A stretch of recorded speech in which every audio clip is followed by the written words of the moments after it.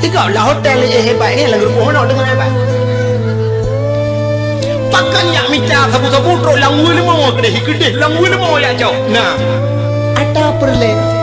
Penyamanan pakan barang baja lebih perle, jilbab lebih perle. Tatham baju pijut. Iblau le orang ketemu mesti pedang patung ikut. Penyamanan hana beda ali dan yang jahiliyah itu.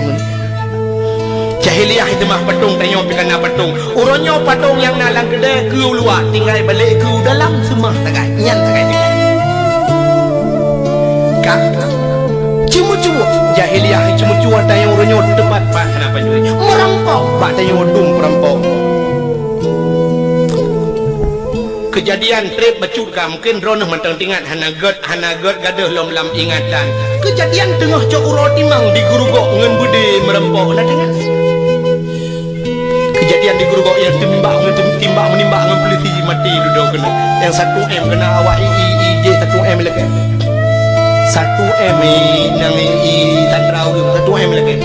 Jadi 1M rupanya di awak Sandra tu 1M. M tabah kan mati bukan mati.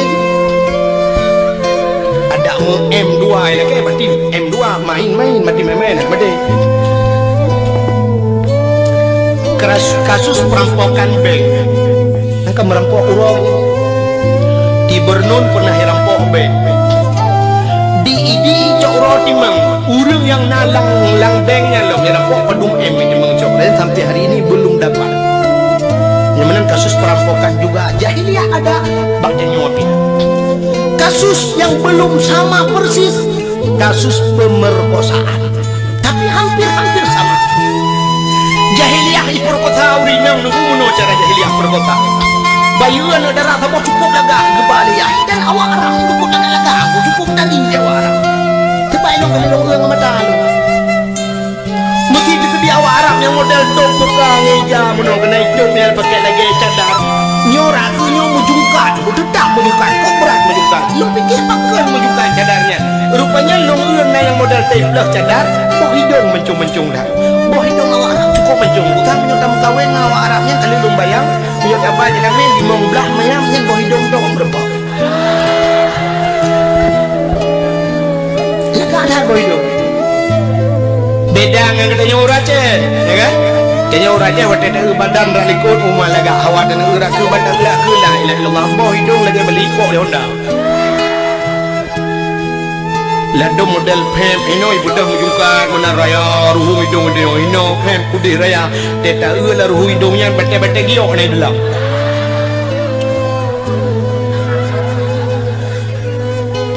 Jadi yang lega boh hidung dia. Hanya bete sini yang mandong kut jauh di nang malangnya sini pereta boh hidung pa yang kalaga. Tolong awak Arab pula kata boh hidung. Awak Arab yang model gitu mukanya lungkalan bih matanya yang bih mata nunggu kan. Pak binih matanya sakit pakai celak hitam dia celak hitamnya alinya li pakai celak hitam pak buruk matanya kulit ni putih kuning dia pakai shadow nunggu yang model agak biru baju coba anda bayangkan biru kenang dengan kuning kenang hitam alis cukup lagi mata cukup lagi awar nyampe ni aku boleh dona itanya tahu rumah kata abu shadow biru draw tu kulit hitam biru dongker hi